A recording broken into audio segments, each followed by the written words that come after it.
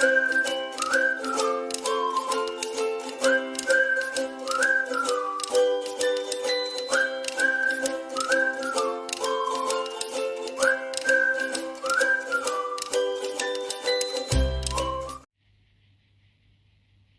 everyone, welcome to yet another episode of Q&A by your PhD mentor Dr. Ritika Gauba. Today the first question which we are going to address was asked to us by Miss Sunaina, who wanted to know if she would have to qualify UGC-NET or CSIR-NET even after she's completed her PhD to get a job as an assistant professor.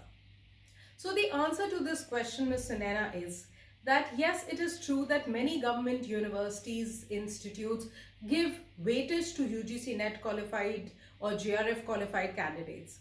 However, there are many deemed private universities and autonomous institutes who do take up candidates even without UGC or CSIR-NET.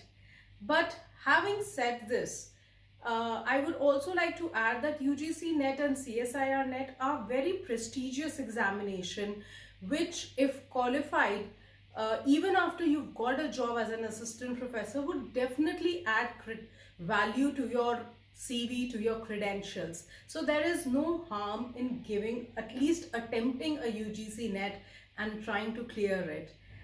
I hope you've got answer to your question.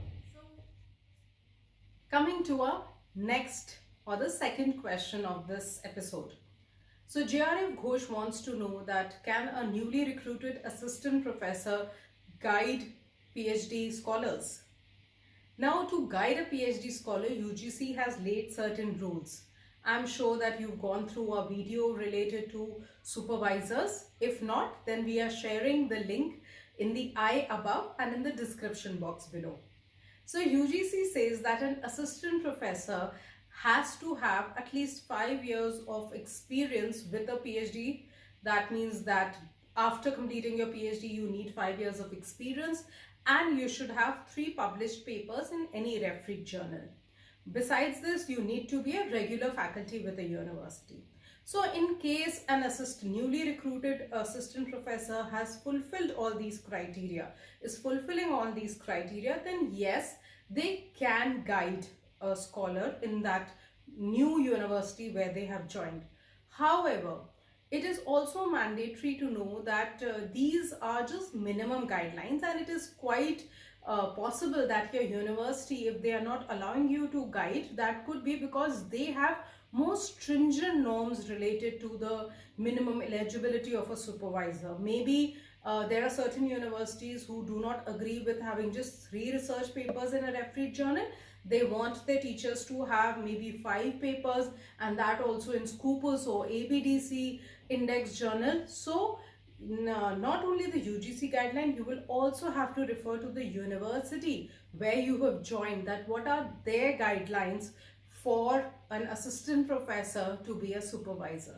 In case they are just following the UGC guidelines, then based on that, yes, if you are fulfilling all these criteria, then you can definitely guide the scholars. Coming to our third and the final question of this video. So this was a very peculiar question which was asked to me. Now Mr. Rishabh, who is a government employee, was told to him, some friend of his told him that if you pursue your PhD from a university which is within the 5-kilometer radius of your workplace, then that PhD is considered as a full-time PhD. So many of you who watched our videos, I would like to ask you, do you think this is correct? Okay, so the answer to this question is no. Even if you are working within the same university from where you are pursuing your PhD, you are the employee in the same university where you are pursuing your PhD, then also you are considered as a part-time PhD scholar.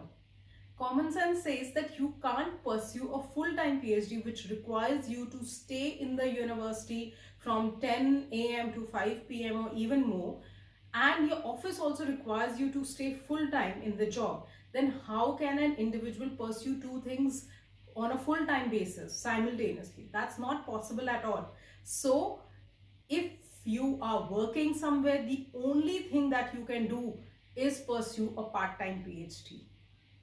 No matter how close the university is to your office, or even if you are staying within the same university, but if you are working somewhere, you can only and only pursue a part-time PhD. With this, we come to the end of our Q&A session.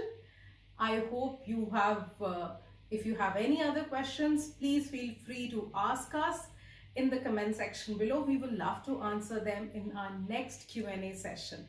This is Dr. Ritika Gauba, and I'm here to empower you with more and more PhD knowledge.